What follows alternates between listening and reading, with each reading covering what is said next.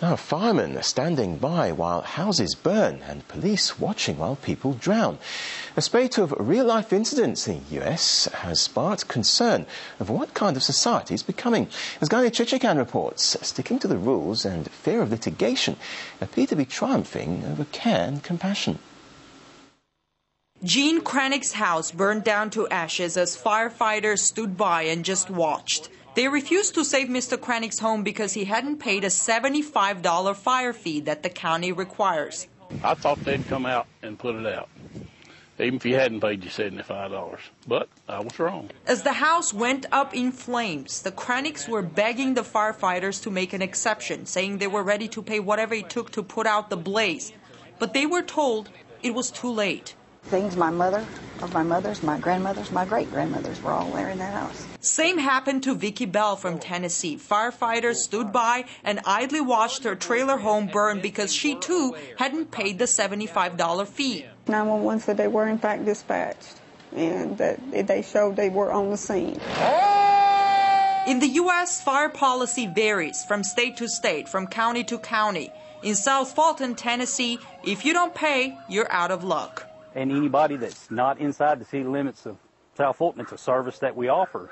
Either they accept it or they don't. Behind numerous similar incidents lies a problem: rigid local rules versus the responsibility of the government to help its citizens when they're in trouble, or rather versus basic human compassion.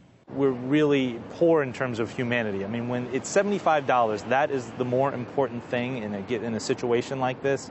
It just shows you that we've become far too concerned about every single dollar, and also that it just shows it's really kind of it's an all about me. We just don't live in a community anymore. There's no sense of this shared responsibility for the individuals in that community. In California, police and firemen watched a man drown, saying they didn't have proper certifications for water rescue, which would leave them open to possible lawsuits if they attempted to save him. City officials blamed the incident on budget cuts. So, as the more than an hour-long tragedy unfolded, authorities stood there and did nothing. This is the part where rules and regulations defy logic. That was the end result, a body washing up to the shore. So, what do you think about that? Well, it's horrible. How can we allow that to happen? In the U.S. is a very litigious society. We have more lawyers per capita than any other country in the world.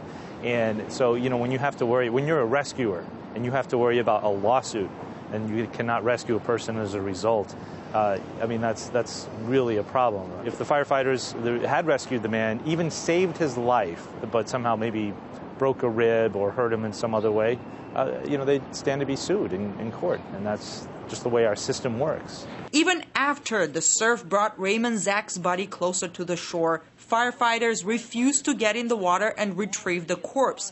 So they waited until a passerby volunteered to do the job. The logic, you don't get anything unless you pay, makes sense to a lot of Americans. But when you have money and rules on one side of the scale and humanity, the human urge to help, on the other, and money wins, this is when one gets the sense that something is wrong with the way the system works. I'm Gani Chichikan reporting from Washington, RT.